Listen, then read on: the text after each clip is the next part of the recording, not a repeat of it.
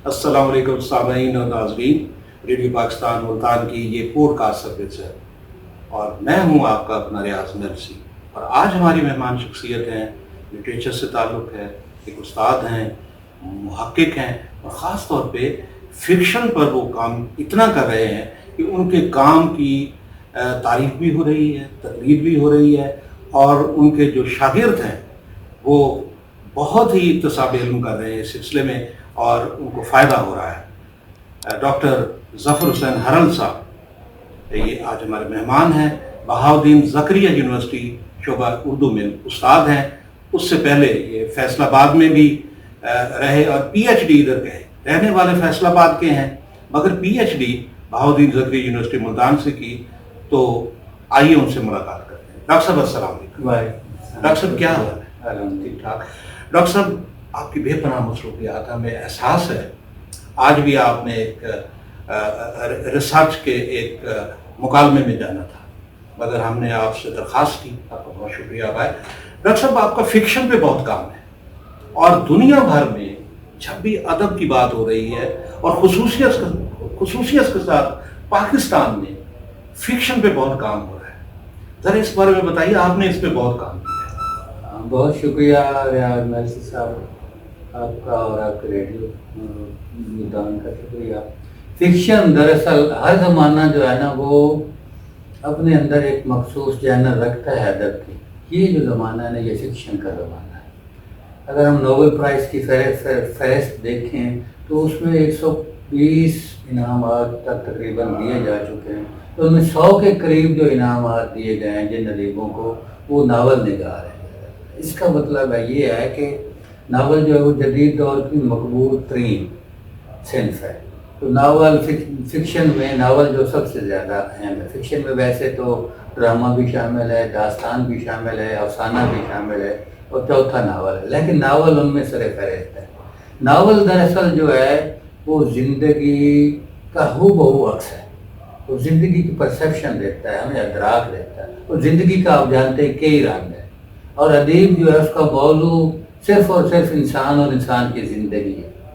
तो वो बुनियादी तौर पे इस कायनात में एक मुआशरा है, उसके अंदर एक इंसान है और एक इसकी पैदा करने वाली क़ुव्वत है। आप उसको नेचर कहें, उसको खुदा कहें, और अपने मज़हब के मुताबिक जो कुछ भी उनको कह लें। तो ये ट्रायंगल है एक तरह की, एक सुसाइड कायनात है, एक इंसान है और एक उसका तकलीफ का है।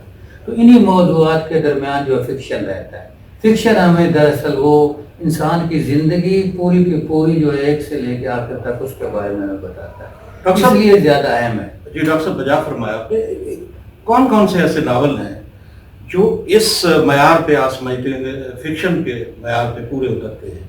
बहुत सारे नावल जो तर्जमा होकर हमारे पास आए उनके बारे में तो हम ज़्यादा गुफ्तगू नहीं करेंगे, लेकिन ये उर्दू नावल जो लिखा गया है जैसे वो डिप्टी नज़ीर अहमद का तौबतन नसूह वहाँ से शुरू करते हैं, उसके बाद जो उमराजान अदा है, मिर्ज़ा अली इसवार का नावल वो देखते हैं।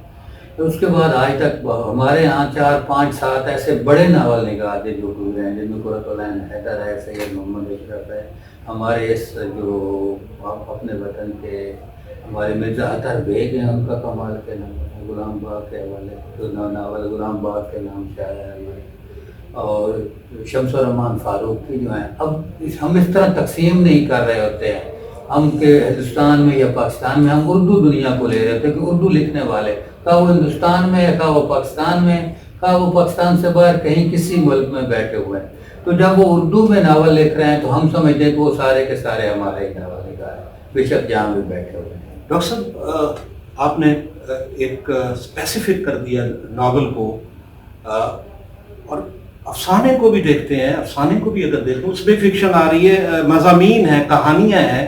अब देखिए असद मोहम्मद ख़ान है, अजमल कमाल है और इसी तरह रशीद अमजद अफसाने में है। तो अफसाना भी तो फिक्शन के ज़ेरे असर आया है। अब दूसरा जो सबसे बड़ा ज़्यादा लिखा गया पिछले 100 साल उसमें अफसाना ज़्यादा लिखा, ख़ास तौर पर तरक्की पसंद तारीख के ज़रिए असर अफसाना और तनकीद लिखी गई है। तो बहुत बड़े बड़े अफसाना निगार जैसे आपने जिक्र किया और आपके रेडियो स्टेशन के डायरेक्टर अली तनहा साहब, मुल्तान के डॉक्टर नवाज साहब, अली तनहा साहब बहुत बड़े अफसाना निगार हैं। آپ کے حوالے سے اب بہت سارے افسانہ نگارے 200 سے 300 سے زیادہ افسانہ نگار ہیں. ڈاکٹر نواز صاحب کی ان کی کتاب ہے, اور عالم خبر نوازش صاحب کی کہ اردو افسانے کا دوسرا جنم, 2 کتابیں بڑے اہم کتابیں اس پہ آئی ہیں افسانہ پہ. افسانہ دراصل صرف جو ناول ہے اس سے تھوڑا کم کینوس رکھتا ہے, اس لیے فکشن والے جو زیادہ جو ناول پہ فوکس کر رہے ہیں. اچھا ڈاکٹر صاحب, ایک چیز ایک لٹریچر کے طالب علم کی حیثیت سے ہم جاننا چاہتے ہیں آپ سے, اور ہمارے نوجوانوں کو بھی فائدہ ہوگا, کہ فکشن صرف نثر تک محدود ہے, شاعری میں نہیں ہے. ایسے ہے کہ فکشن شاعری میں بھی موجود, ادھر استعارے آئے, صرف ادھر تشبیہیں آئیں اور ادھر ضرب الامثال آئیں. ہمارے پاس جب داستان کا دور تھا تو اس داستانیں جو ہے فکشن جو شاعری میں لکھی گئی جن میں مثنوی ہیں, مثنوی شعر و بیان ہے. اور میں سمجھتا ہوں کہ ادب کی سب سے مقبول ترین صنف مثنوی رہی. مثنوی وہ بھی فکشن. اس طرح ہمارے پاس ڈرامہ ہے, تو ڈرامہ پہلے ڈرامہ آپ کو پتہ ہے قدیم ڈرامہ یونان سے شروع ہوا تو وہ شاعری میں تھا مکمل طور پہ. کبھی کبھی تو مجھے غزل بھی فکشن کے ذریعے اثر لگتی ہے, جب محبوب کی تعریف چھپا چھپا کے کی جاتی ہے. بالکل. اچھا ڈاکٹر صاحب, اپنے طالب علم دوستوں کو آپ کوئی ٹپس دینا چاہیں اگر وہ فکشن لکھنا چاہتے ہیں؟ فکشن سیکھنے, زبان سیکھنے کے لیے, زندگی کا ادراک کرنے کے لیے, اپنے ارد گرد کو سمجھنے کے لیے فکشن پڑھنا بہت ضروری ہے. پڑھنا بہت. فکشن جو ہے نا وہ آپ کی جو ذہنی صلاحیت ہے نا اس کو جلا بخشتا ہے. شاعری جو آپ کے جذبات سے کھیلتی ہے, آپ کو پتہ ہے, جیسے آپ نے غزل کا ذکر کیا, مجھ سے تو اکثر جذبات سے کھیل کے چلی جائے. میری بات تو اور ہے ڈاکٹر صاحب. تو لیکن یہ جو ہے نا فکشن جو ہے نا یہ دل اور دماغ دونوں کے درمیان زیادہ سے زیادہ دماغ کی طرف رہتا ہے. تو زندگی کے ادراک کے لیے اور خاص طور پہ زبان پر عبور کے لیے آپ کو فکشن کا پڑھنا بہت, اس میں داستان. اور پیرامیٹرز کیا ہونے چاہیے یہ پہ یوتھ کے لیے ڈاکٹر صاحب؟ پیرامیٹرز دیکھیں کہ اب ظاہر ایسے لوگ ہیں جو تھوڑا مقبول ہو گئے ہیں, وہ 2 طرح کا ناول ہے, 2 طرح کا ادب ہے, 2 طرح کا افسانہ ڈرامہ لکھا جا رہا ہے. ایک پاپ فکشن ہے, جیسے پاپ میوزک ہے جو عام لوگ مقبول ہے جس کو ہم کہتے ہیں, اس کی عمر کم. ایک کلاسیکل ہے. تو فکشن میں دونوں حصے ہیں, کلاسیکل فکشن ہے اور آج بھی کلاسیکل فکشن لکھا جا رہا ہے. تو اگر طالب علم واقعی طور پہ کچھ سیکھنا چاہتا ہے تو پاپ کے ساتھ ساتھ اس کو کلاسیکل فکشن پڑھنا چاہیے. ڈاکٹر صاحب بہت بہت شکریہ. سامعین, ظفر حسین ہرل صاحب, ڈاکٹر صاحب کتنے پیارے طریقے سے اور کتنے اچھے طریقے سے انہوں نے فکشن کے حوالے سے اظہار خیال فرمایا. ہم اسی طرح ادب کی دنیا سے, نامور دوستوں سے, ممتاز دوستوں سے اور ادب کی رنگا رنگی اور اس کی سرگرمیوں سے آپ کو متعارف کرواتے رہیں گے, ملاقات بھی کرواتے رہیں گے. تب تک کے لیے اپنے میزبان ریاض مرسی کو اجازت دیجیے.